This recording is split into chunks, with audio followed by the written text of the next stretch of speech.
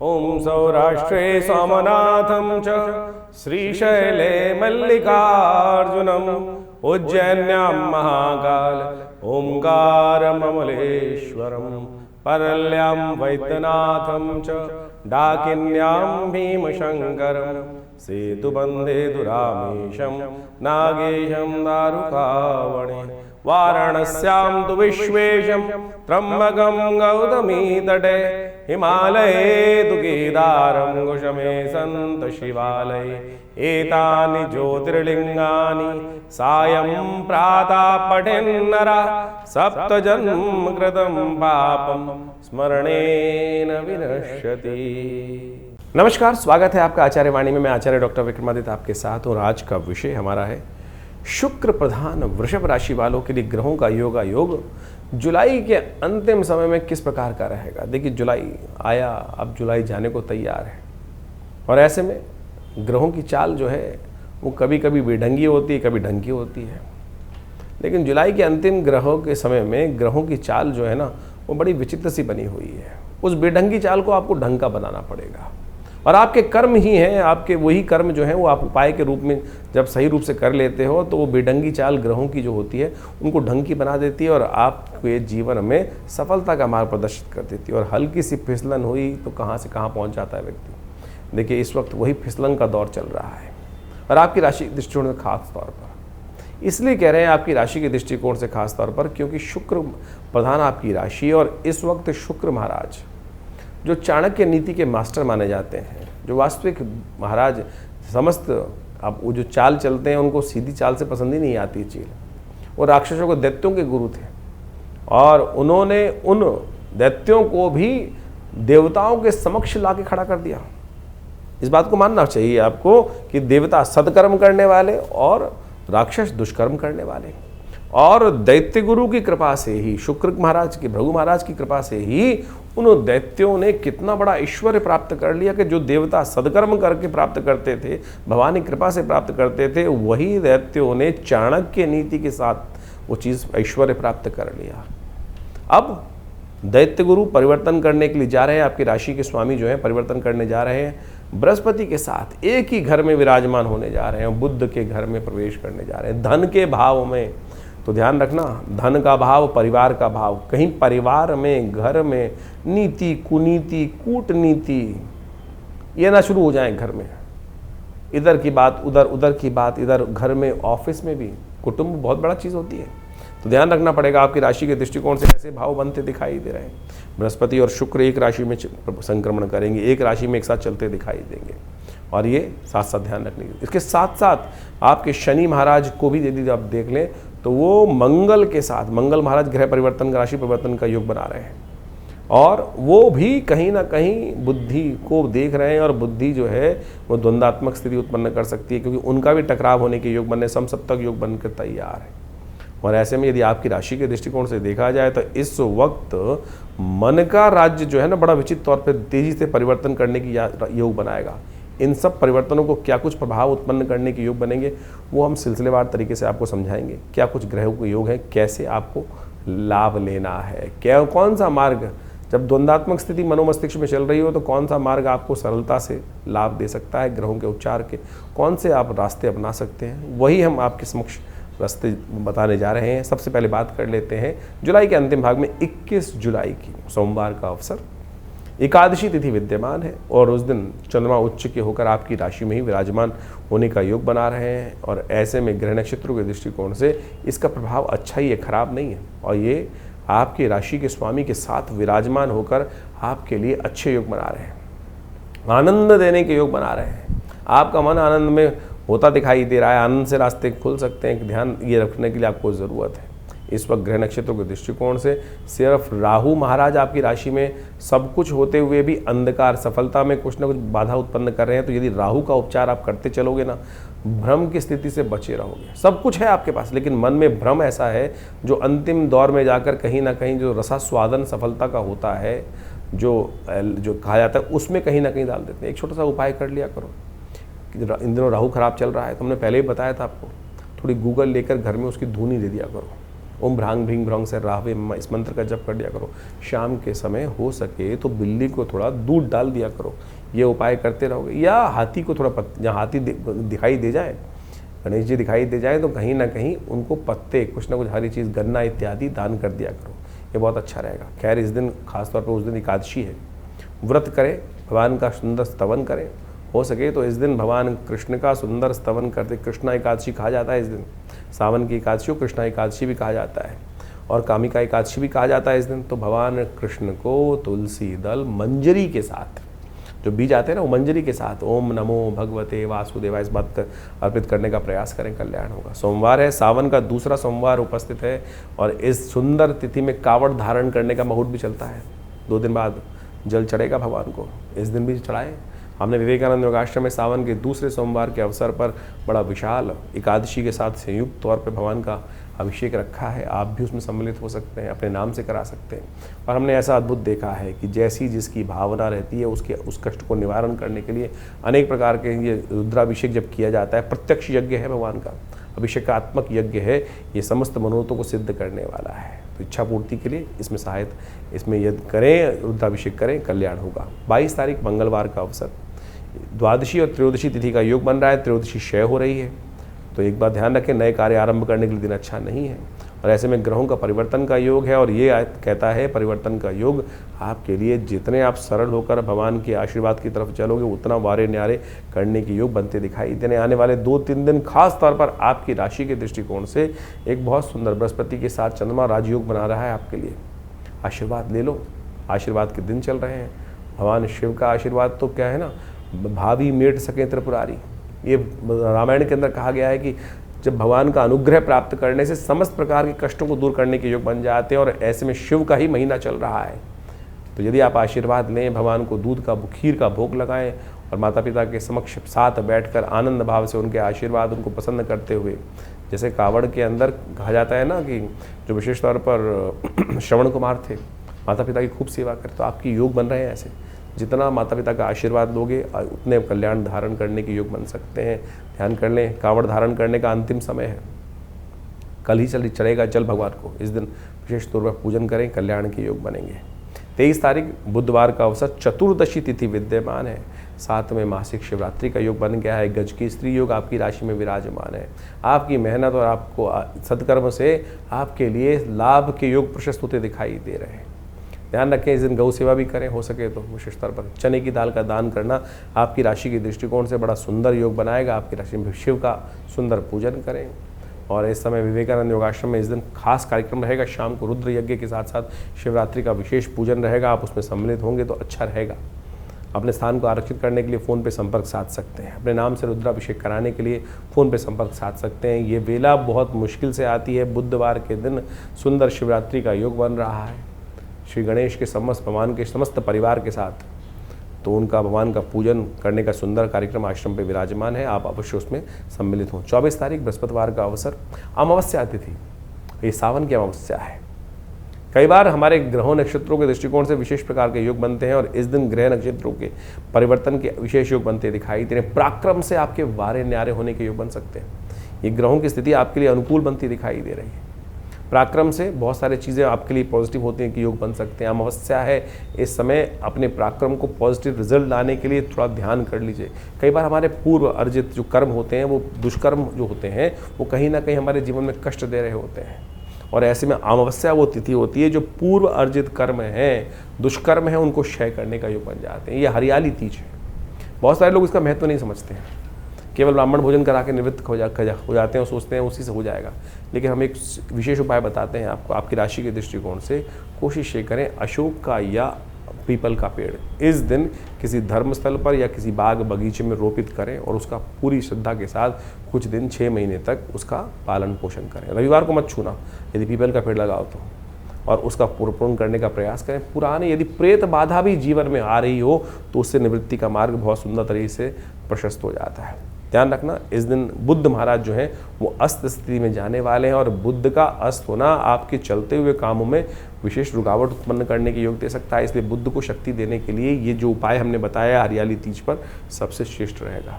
इस दिन यदि आप एक काम और कर सकते हैं, बिल्वपत्र का पेड़ लगाना आपकी राशि के दृष्टिकोण से बहुत श्रेष्ठ रहेगा। किसी देवस्थल, शिवालय जहाँ मंदिर हो, जहाँ वहाँ पर बिल्वपत्र का रोपित करना आपके लिए विशेष तौर पर कुछ नई रिसर्च, यदि आप कोई काम कर रहे हैं उसमें रिजल्ट नहीं आ रहे हैं तो बिल्वपत्र के पेड़ को रोपित कर उनका पूजन नित्यप्रति करने से आपके लिए बहुत सुंदर योग बन सकता है।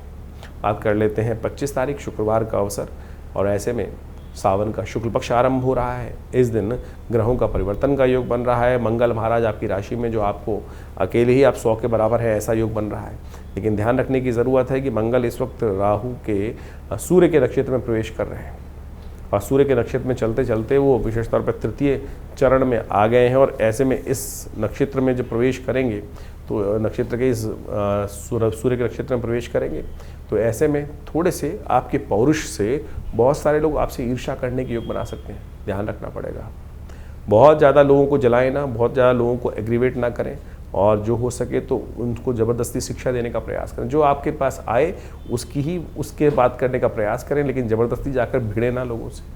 तो ऐसे में विशाल हृदय वाले लोग हैं वो आपको लाभ देने के योग बनाएंगे, लेकिन जो संकुचित विचारधारा वाले लोग हैं वो आपको परेशानी में डाल सकते हैं। ध्यान रखते हुए कार्य करने की ज़रूरत है। 26 तारीख शनिवार का दिन जान लीजिए आपकी राशि के दृष्टिकोण से वृषभ राशि वालों के लिए क्या कुछ योग बना रहा है। इस दिन तृतीया तिथि विद्यमान है, मधुश्रवा तीज का योग दिखाई देता है, और ग्रह नक्षत्रों के दृष्टिकोण से ये परिवर्तन का योग आपकी राशि में जो बन रहा है वो खासतौर पर ध्यान रखने योग्य है। 27 तारीख के दिन रविवार का ये योग जो है विशेष तौर पर मधुश्रवा तीज जो है वो बहुत विशेष परिवर्तन के साथ आपकी राशि में उपस्थित हो रहा है।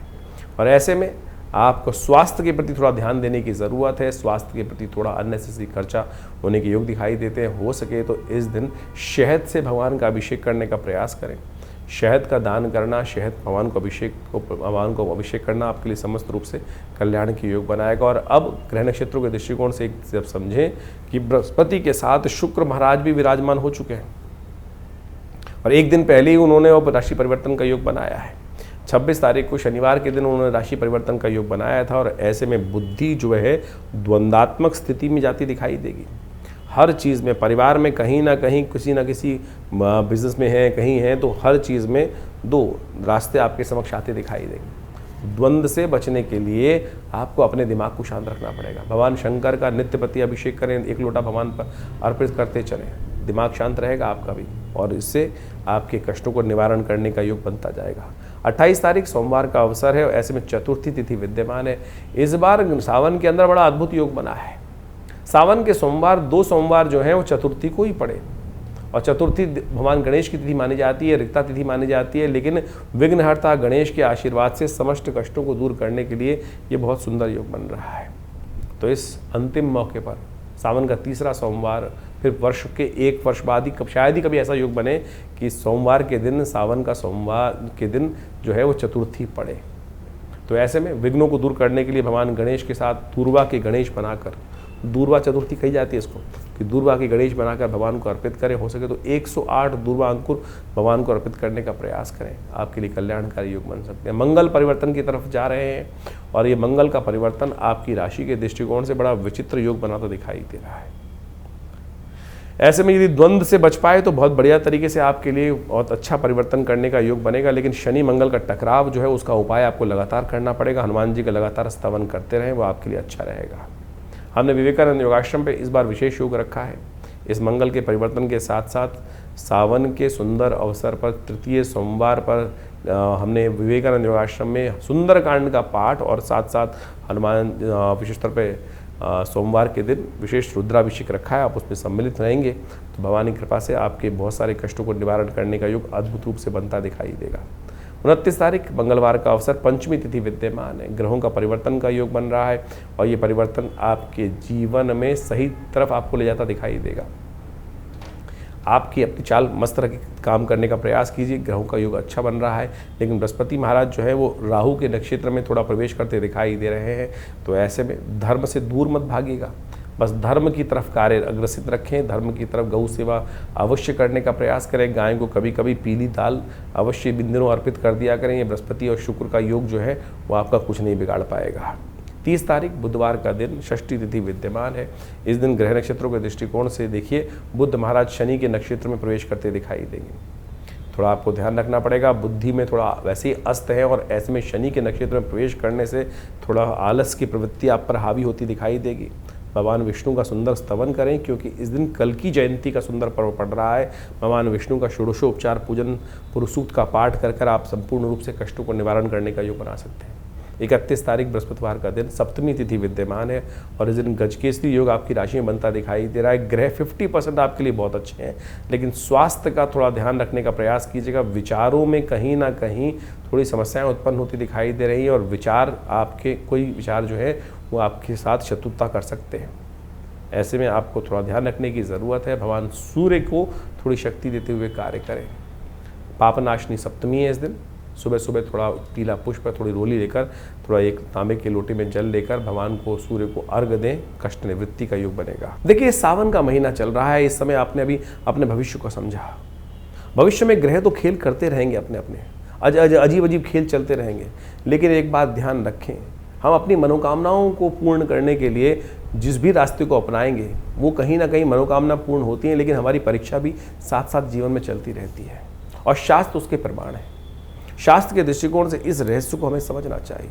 मार्कंडेय ऋषि के बारे में आपने सुना होगा।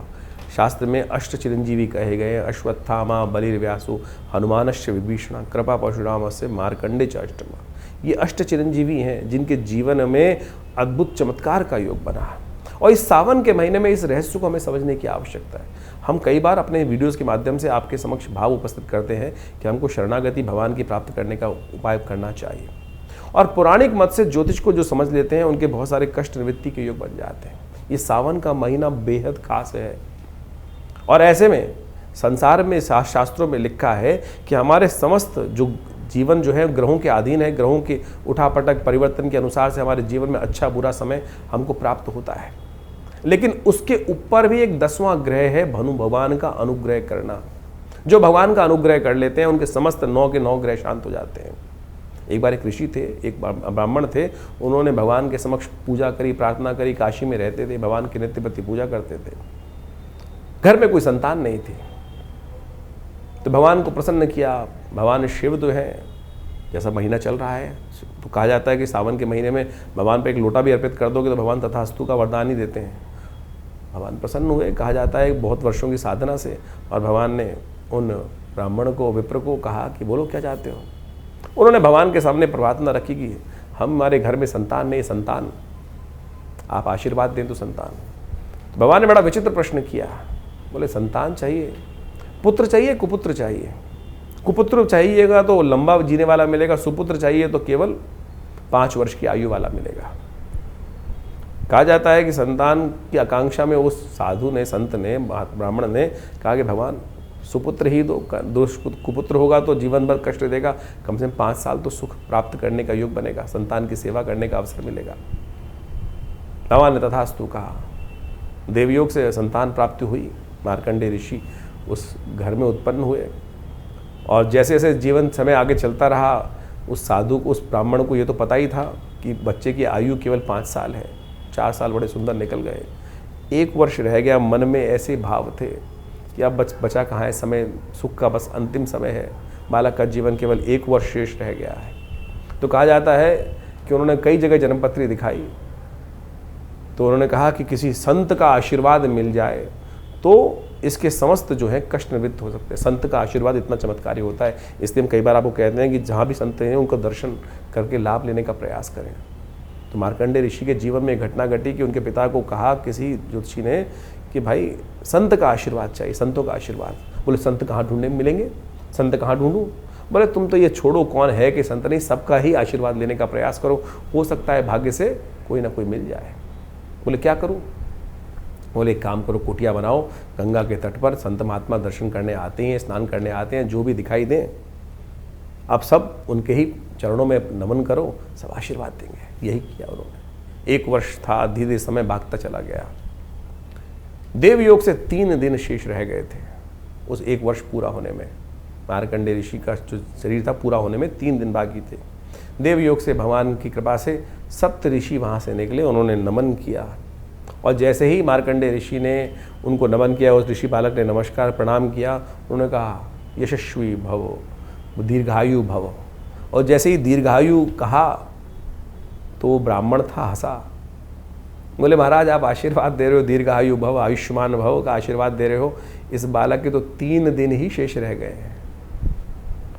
उनको बड़ा विचित्र लगा सप्तऋषियों को कि अरे हमारा आशीर्वाद तो निष्फल चला जाएगा। उन्होंने विचार किया और उन्होंने ब्राह्मण से कहा कि अरे ब्राह्मण एक काम करो, अब 3 दिन तो रह ही गए हैं, तो इस बालक को हमको ही दे दो, हमारे साथ ही जाएगा, कुछ ना कुछ योग बनेंगे।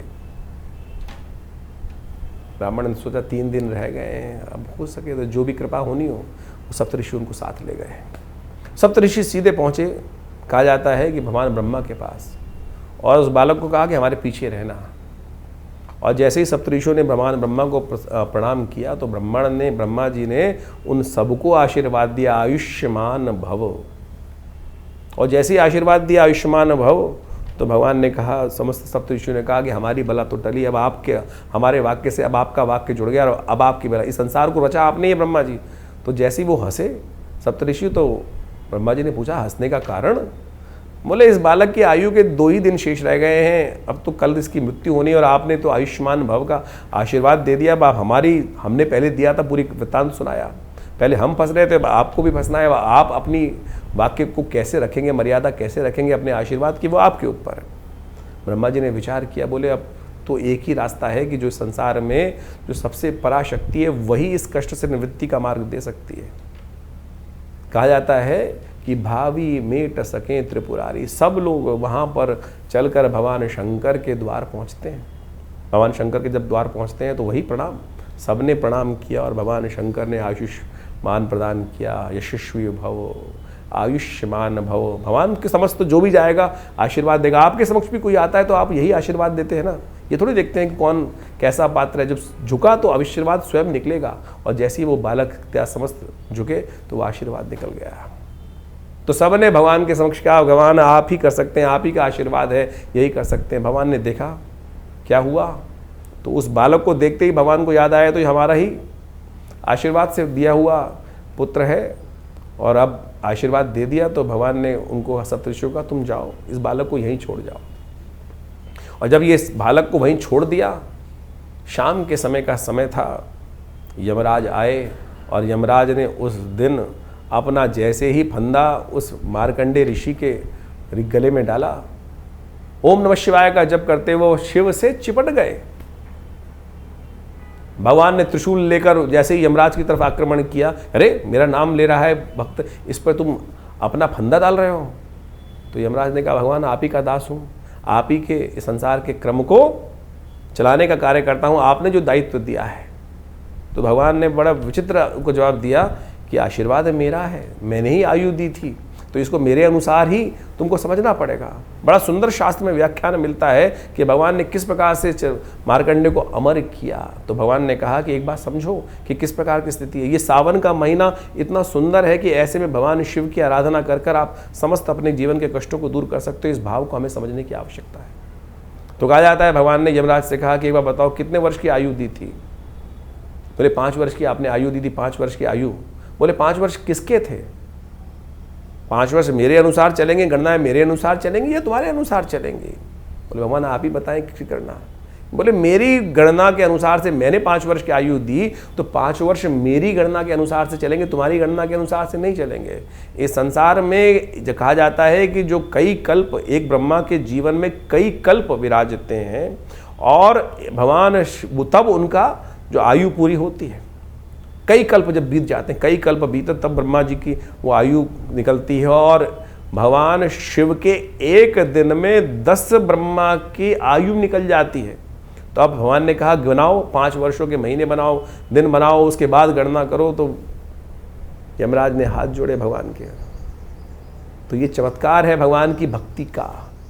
तो मार्कंडे ऋषि जब अमर हो सकते हैं, शास्त्र में वर्णित है, तो असंभव इस संसार में कुछ नहीं है। तो आप बड़ी श्रद्धा के साथ भगवान के अनुनय विनय के साथ पूजन करने का इस सावन के महीने में सुंदर जो योग बन रहे हैं, जो आपने भी समझे, तो इसलिए इस भक्ति मार्ग पर चलने का प्रयास करें। जीवन में चमत्कार हो सकता है। बाकी सब ग्रहों का जो खेल है वो तो है ही है, विचित्र है। तो ये ग्रहों की गणना जो आप समझ रहे हैं, वो एक तरफ नवोग्रह, एक तरफ 10वां ग्रह प्रभु का अनुग्रह एक तरफ, उसको अपनाने का प्रयास करें, चमत्कार हो सकता है। तो सावन के सुंदर महीने में आपने ग्रहों का योगा योग समझने का प्रयास किया और इसके अनुसार से आपकी राशि के दृष्टिकोण से किस प्रकार के ग्रहों का योगा योग चल रहा है वो आप समझ लें तो बहुत अच्छे से आप चीज़ों को, परिस्थितियों को अपने अनुरूप से परिवर्तन करने का योग बना सकते हैं। देखिए, जैसे ग्रहों का योग, परिवर्तन का योग इस समय बना है, चाहे वो शनि का परिवर्तन हो चुका हो, उसके साथ साथ मंगल का परिवर्तन जो विचित्र योग बना रहा है वो आपको समझ लेना चाहिए, समसप्तक योग। ऐसे में कई ग्रहों का जो परिवर्तन, बुध का अस्त होना, ये सबका सब बहुत विशेष योग लेकर आपके जीवन में उपस्थित हो रहा है।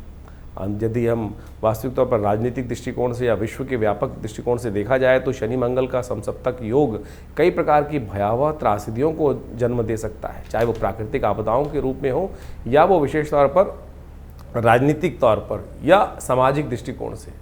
कई प्रकार के द्वंद्व ऐसे समय में उपस्थित होते हैं। ज्योतिष की गणनाओं के अनुसार से इस बात को हम अच्छे से समझ सकते हैं कि जब जब शनि मंगल आपस में या तो एक संग बैठे हों या एक दूसरे के सामने हो तो युद्ध की स्थिति रहती है, चाहे वो किसी का भी जीवन चल रहा हो। तो ऐसे में अपने मनोमस्तिष्क को हमको शांत रखते हुए कार्य करने का प्रयास करना चाहिए।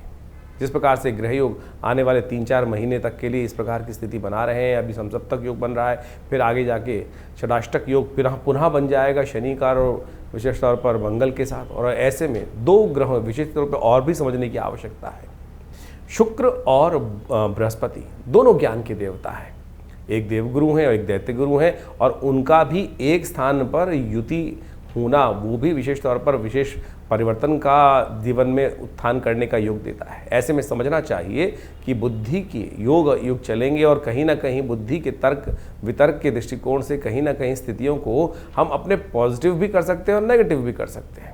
अगर नहीं समझेंगे, नेगेटिव करेंगे तो, क्योंकि शुक्र चाल पे चाल चलने के योग, बृहस्पति और शुक्र जब भी एक साथ आते हैं तो कहीं ना कहीं द्वंद्वात्मक स्थिति बनती है। और एक साथ मंगल शनि का टकराव और शुक्र और बृहस्पति का एक साथ युति होना, ये विश्व के दृष्टिकोण से पुनः एक ना एक, कई राजनीतिक दृष्टिकोण से, कूटनीति के दृष्टिकोण से थोड़ा सा समस्याएं उत्पन्न करने वाला दिखाई देता है। जो लोग शेयर इत्यादि के क्षेत्र में या किसी भी प्रकार के कार्य करने में जहां बहुत तेज़ डिसीजन लेने की आवश्यकता होती है, ऐसे में सावधानी के साथ कार्य करने की ज़रूरत रहेगी। मार्केट में एक विशेष तौर पर जो ग्राफ है वो उठने और गिरने का योग विशेष तौर पर बनता दिखाई दे रहा है। तो ऐसे में ग्रहों की स्थिति को आपने यदि समझ लिया, उसके अनुसार से जीवन में परिवर्तन करने का प्रयास किया तो बहुत अच्छे से चीज़ों को आप अपने अनुरूप परिवर्तन करने का योग बना सकते हैं। और आदिकाल में भी लोगों ने इसी प्रकार से योग अयोग का लाभ जीवन में समझने का प्रयास किया है। बहुत सारे लोगों के प्रश्न मन में चलते रहते हैं और उन प्रश्नों का निवारण करना भी बहुत सारा आवश्यक ज़रूरी होता है। इन देखिए, जीवन में कष्ट हैं और उनका निवारण करने का मार्ग विभिन्न उपायों के माध्यम से शास्त्र में ऋषियों ने अपने अपने अनुसार से शास्त्रों में वर्णित किया है। लेकिन विशेष योग जो है वो हरिनाम ही है, भगवान का नाम ही है जो सब प्रकार से जीवन के कष्टों को दूर करता है। भगवान वेदव्यास ने समस्त पुराणों की, समस्त बहुत विशेष ग्रंथों की रचना करी और उन्होंने अंत में एक बात लिखी, आलुड्य सर्वशास्त्रानि विचारैव पुनः पुनः इदमेकम सुनिष्पन्नम ध्याये नारायण सदा।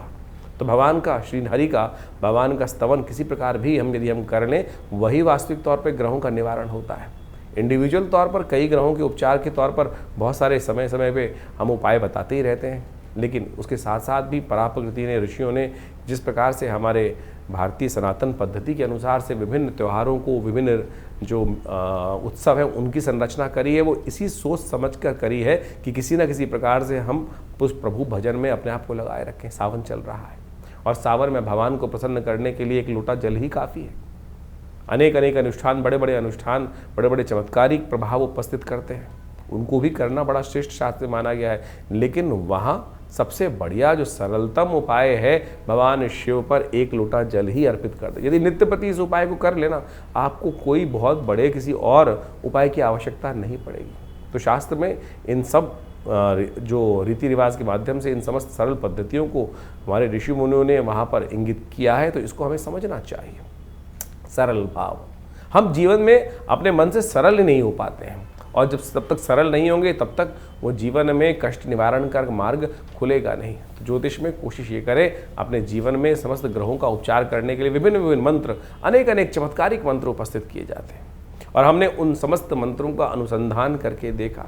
विभिन्न विभिन्न प्रकार के जीवन में हर बहुत सारे लोग कष्ट में आते हैं, ऐसे में यदि स्वास्थ्य के दृष्टिकोण से कोई समस्या चल रही हो तो इस विशेष तौर पर सावन के महीने में महामृत्युंजय मंत्र का जप करना सबसे श्रेष्ठकर माना गया है। तो ऐसे में कैसी भी बड़ी विपदा हो उससे निवृत्ति का मार्ग प्राप्त करने के लिए, उस कष्ट को अपने जीवन से दूर करने के लिए महामृत्युंजय मंत्र का यथाउचित भाव से श्रद्धा के साथ अवश्य जप करें और उसी मंत्र का जप करते हुए भगवान का अभिषेक भी करने का प्रयास करें। चाहे वो दूध से कर सकें, चाहे वो जल से कर सकें, जैसी आपकी सामर्थ्य, जैसी आपकी इच्छा हो। भगवान भाव के भूखे हैं और भगवान के भाव जो दिए भाव का ही सामग्री बनाकर भगवान के श्री चरणों में अर्पित कर दें तो देखिए समस्त कष्ट निवारण करने की देर नहीं लगी। शास्त्र कहता है एक घड़ी आधी से पुनियाद, तुलसी संगत साध की हरे कोट अपराध। तो इसलिए वो एक क्षण कब आ जाए।